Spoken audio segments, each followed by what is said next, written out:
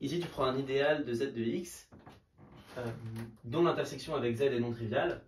Tu supposes qu'il est maximal et tu veux qu'il s'écrive comme la somme de l'idéal engendré par la somme d'idéal engendré par deux éléments irréductibles de z de x.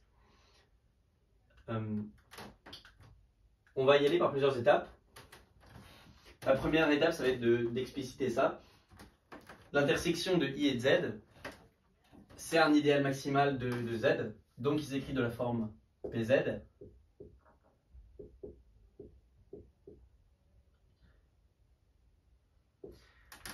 Et une fois qu'on a remarqué ça, on a que pz de x est inclus dans i. Donc le but, ça va être, pour aller plus loin, de supprimer un peu pz de x et de regarder la projection dans fp de x.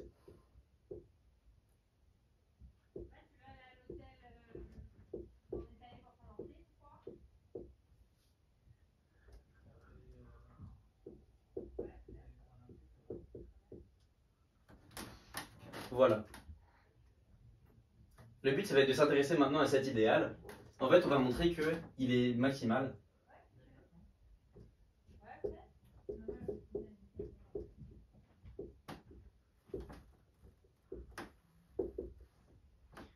Et ensuite, on va essayer de montrer que J s'écrit comme l'idéal engendré par un certain polynôme irréductible.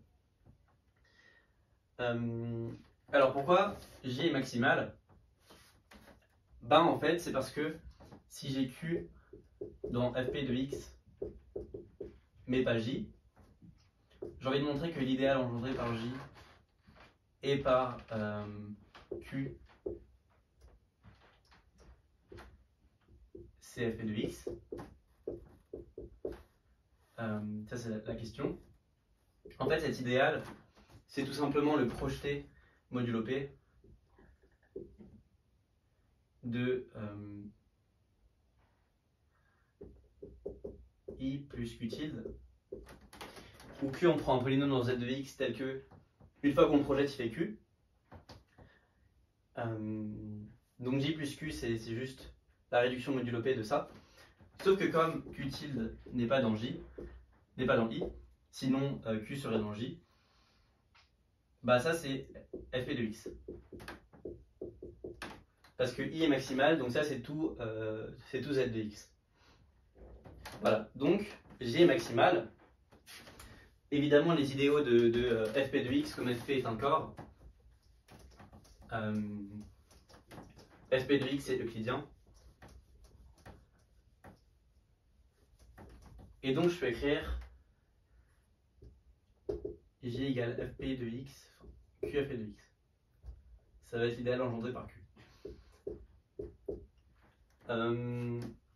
Maintenant, il faut juste montrer que Q est irréductible. Et ensuite, on aura fini parce que, une fois qu'on aura montré que Q est irréductible, on aura que I sera l'idéal engendré par P, l'entier P, qui est évidemment un polynôme irréductible de Z de X, plus l'idéal engendré par Q. Avec Q, n'importe quel polynôme dans Z de X, tel que la réduction modulo P, bah, ce Q-là. Ce Q-là, il est dans FP de X, je le rappelle. Voilà, donc, on veut Q irréductible. Bah, en fait, ça, c'est un phénomène général.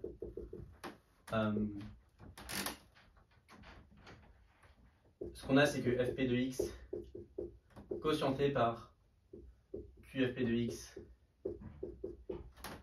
est intègre.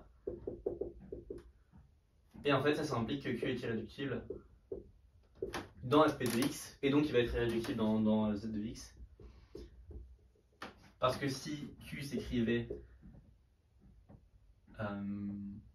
a fois b, et ben alors on aurait a mode q fois b mode q nul, alors que ces deux-là sont non nuls. Si l'écriture de a fois b était non triviale, c'est-à-dire si aucun des deux était inversible, ça serait non nul, ça serait non nul, mais le produit des deux ferait 0. En fait, quand Q est irréductible, ça c'est même un corps, juste avec les relations de Bezout. Et le fait que cet anneau soit intègre équivaut à l'irréductibilité du polynôme. Voilà. Donc on a que Q est irréductible dans FP.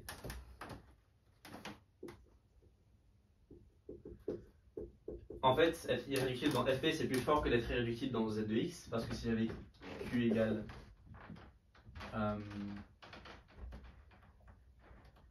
si je prends Q tilde tel qu'on est ça, et que deg de Q tilde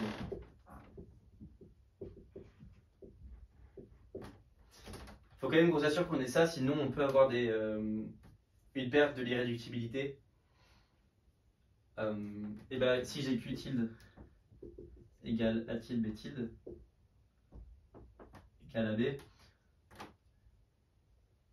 en passant modulo B, j'ai cette même écriture, et comme j'ai pas perdu de degré sur Q, quand je suis passé de Q tilde à Q par cette hypothèse, j'ai pas perdu de degré non plus sur A et sur B, donc je sais que dans FP de X, A et B sont non inversibles, parce que leur degré est le même que le degré qu'il était avant. Donc tout ça pour dire que Q tilde est bien irréductible, et en conclusion on a que I égale P plus Q tilde, ce qui était voulu.